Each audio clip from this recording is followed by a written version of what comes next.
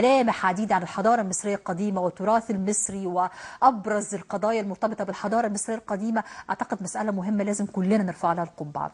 فبحيي طبعا مرة تانية وزارة الثقافة الدكتورة ايناس عبد الدايم، وتحية خاصة جدا لمعالي السفيرة نبيلة مكرم وزارة الدولة للهجرة وشؤون المصريين بالخارج.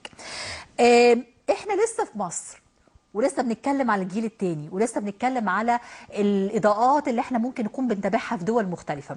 كريم إبراهيم نموذج لشاب مصري بدأ من مصر برياضة الكاراتيه وهو صغير، هو من المنصورة، وبعدين انتقل للمصارعة مع بعض الأنشطة الرياضية اللي كانت طبعا في وقت الدكتور علي الدين هلال لما كان وزير الدولة للشباب والرياضة، وكان عمره ساعتها 12 سنة، وحقق الحقيقة مراكز متقدمة على مستوى الجمهورية أهلته ان هو يسافر في الخارج ويمثل مصر في الخارج في العديد من المسابقات الرياضية ليصبح واحد من أبطال العالم في المصارعة.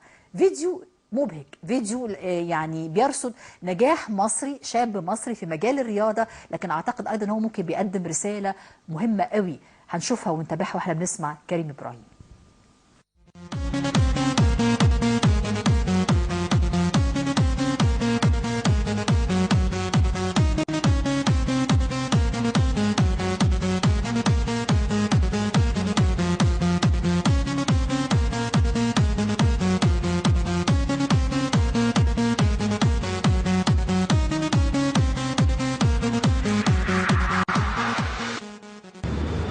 مساء الخير عليكم. كريم ابراهيم السيد ابراهيم ابو رايه، لاعب منتخب مصر في المصارعه سابقا وبطل العالم في الجيتسو. بدات مسيرته الرياضيه مع رياضه الكاراتيه في نادي المصريه في المنصوره تحت قياده الكابتن احمد الدبوسي. بعدها بدات رياضه المصارعه عند سن 12 سنه في استاد المنصوره في مركز شباب المنصوره في استاد المنصوره في المشروع القومي للموهوبين تحت رعاية الأستاذ الدكتور علي الدين هلال، وكان مدربي كابتن سمير كيرة ومحمد معاطي. وفي نفس التوقيت بدأت رياضة الجيتسو في المصرية مع الدكتور عاطف. بعد كده بدأت أركز في المصارعة لأن دي كانت مساعدة كابتن سمير، اللي التخصص هو اللي يعمل إنجاز. بدأت أركز في المصارعة، بدأت أحقق بطولات جمهورية، مركز أول وثاني في بطولات الجمهورية للموهوبين. بعد كده انتقلت لنادي الشالو منشيه في المنصوره مع الكابتن محمود الوفائي وعبد اللطيف، وبدات مسيره البطولات مع بطولات الجمهوريه. وطبعا استفدت من ناس كتير زي الدكتور علي الحان، دكتور ايهاب، دكتور مسعد علي محمود، ناس كتير قوي كان لهم فضل عليا في مسيرتي الرياضيه من مدربين ولاعيبه واداريين. بعد كده دخلت منتخب مصر للشباب وعملت بطوله العرب، وعملت تاني بطولة فيكتوري في تركيا كانت بمثابة بطولة عالم مصغرة، وكانت الانطلاقة الأولى بتاعتي في 2003 و2002 و2003. بدأت أدخل طور تاني من المستوى بتاعي، فحققت أول جمهورية ناشئين وأول جمهورية شباب وتاني جمهورية رجال في نفس السنة، ومنها التحقت بالمنتخب الأول تحت قيادة الكابتن حسام حامد والخبير الخبير الأرميني يحيى كتريان. ومنها دخلت المنتخب الاول وبدات مسيرتي مع منتخب مصر الاول، وحصلت على المركز الاول في بطوله افريقيا، وبدات مسيرتي الدوليه على مستوى الكبار.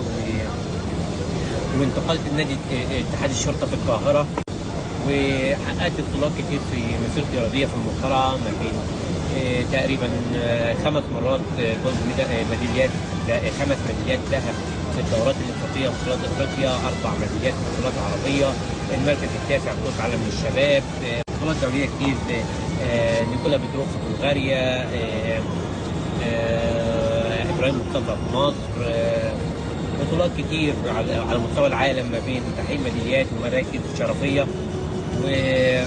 ولعبت بطوله الاولمبياد الجامعات، وكان حصل ظروف جامد جدا وانا في مرحله الشباب، فاضطريت ان انا اسيب مصر وانتقل للاحتراف في الولايات المتحده الامريكيه، ومن هناك بدات ادخل رياضه ميكس مارشال ارتس وحققت فوز هناك. بعديها انتقلت لرياضه الجيتسو، بدات احقق فيها ميداليات، حصلت على الميداليه الذهب في بان امريكا واربع ميداليات، وميداليه فضه في بطوله العالم للجيتسو بتاع الاتحاد الرسمي البرازيلي، وحوالي 7 ميداليات عالم، 7 ميداليات عالم، 5 ذهب و2 فضه في اتحاد الناجح. فاحب اشكر كل المسؤولين في مصر اللي كان ليهم الفضل عليا اللي انا اوصل للمستوى ده، القدامى والحاليين.